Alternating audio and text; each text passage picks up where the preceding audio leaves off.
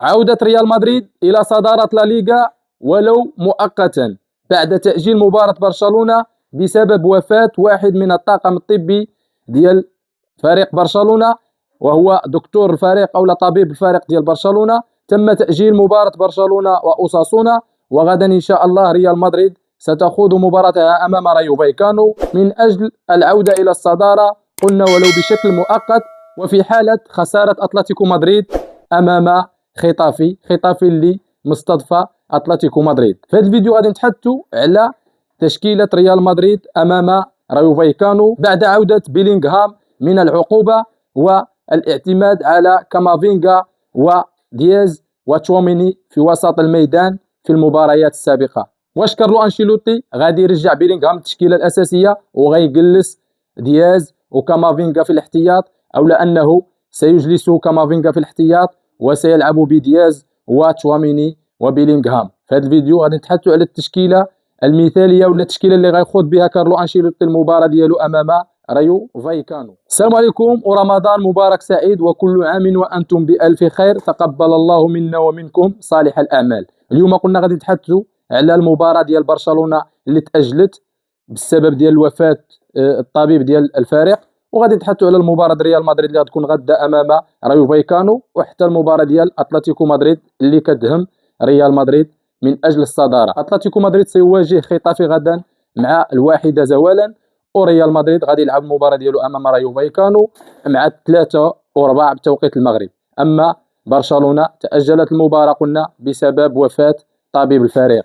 برشلونة اللي كان عندها مباراة أمام أوساسونا اليوم مع 8 بتوقيت المغرب، تم تأجيل هذه المباراة إلى وقت لاحق.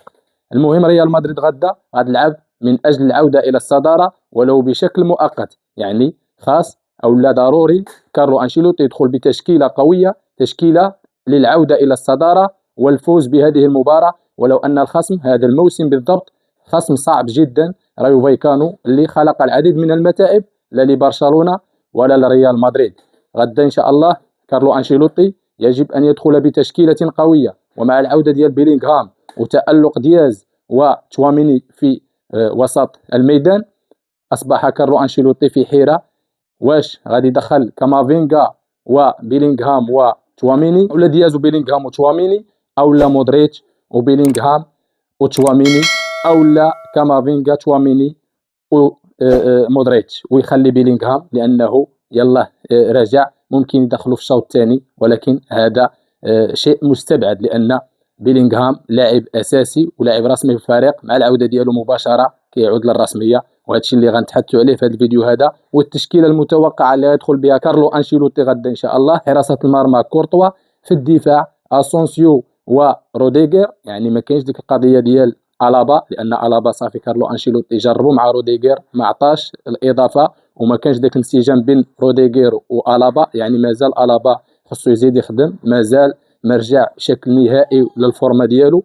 يعني اسونسيو هو اللي ضامن الرسميه، وهو مطلب جماهيري اسونسيو وروديغر في محور الدفاع وفي قلب الدفاع. الاظهره فالفيردي اللي كيبصم على مستوى رائع كظهير ايمن، فاسكيت يعني في الاحتياط ولا مكان له في دفاع ريال مدريد بعد تراجع في المستوى ديالو، او لا اصلا هو مستوى غير لائق او لا مستوى غير كبير في الظهير الايمن. يعني فالفيردي يقدم مستوى كبير، وفالفيردي فين ما حطيت هذا اللاعب هذا كيقدم مستوى كبير، لا في الهجوم لا في الوسط ولا في الدفاع.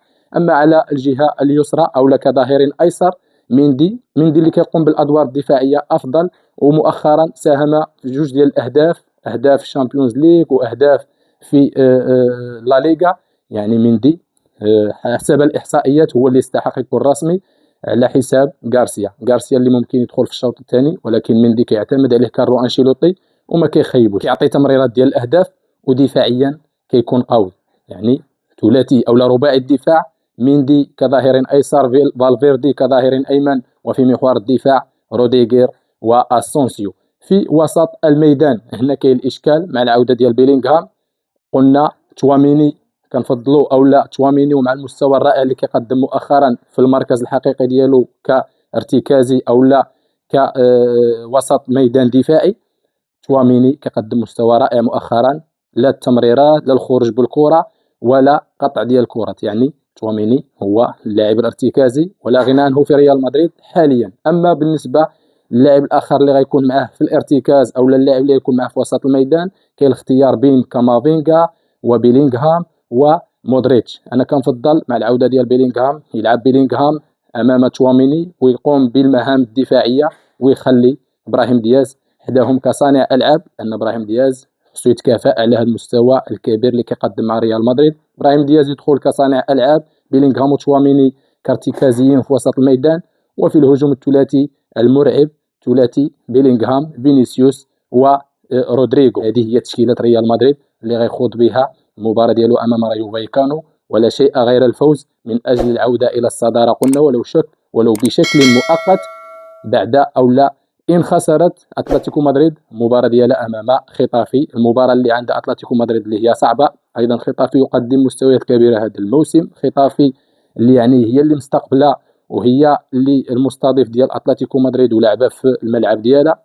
مباراه صعبه لاتلتيكو مدريد، ممكن خساره او لا تعادل اتلتيكو مدريد وتصدر ريال مدريد مع مباراه منقوصه قلنا لبرشلونه اللي تاجلت بسبب وفاه طبيب الفريق. هي بصراحه تاجيل مباراه برشلونه ولو انها وفاه مأساة في نادي برشلونة، ولكن هي في صالح برشلونة لأن عندها مباراة يوم الثلاثاء في الشامبيونز ليغ أمام بنفيكا.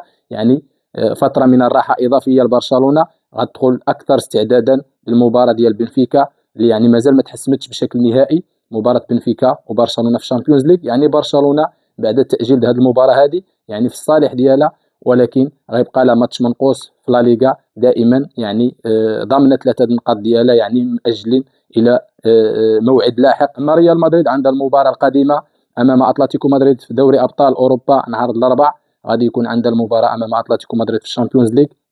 ضروري من رفع المعنويات الحفاظ على التركيز ويمشيو اكثر او لا جاهزيه اكثر وبمعنويات مرتفعه للشامبيونز ليغ بعد الفوز على رايو فايكانو في لا ليغا وضمان الصداره المؤقته و3 نقاط في لا ليغا والذهاب الى الشامبيونز ليغ بكل اريحيه. ريال مدريد هذه هي التشكيله اللي غيدخل بها، قلت انا حسب التوقع ديالي، حسب التوقع ديال بزاف ديال جمهور ريال مدريد. وانتم خلونا في التعاليق شنو هي التشكيله اللي كتفضلوا يدخل بها كارلو انشيلوتي غدا امام رايو فايكانو، خصوصا في وسط الميدان. شنو كتفضلوا يدخل او شكون كتفضلوا يدخل في وسط ميدان ريال مدريد؟ واش بيلينغهام تشواميني وابراهيم دياز، ولا كامافينغا تشواميني وبيلينغهام، او لا تشواميني ومودريتش وبيلينغهام؟ خلونا في التعاليق افضل وسط ميدان اللي ممكن يلعب به كارلو انشيلوتي لا في المباراه غدا ولا في المباريات القادمه الصعبه لريال مدريد. تحياتي والى اللقاء الفيديو جديد ان شاء الله.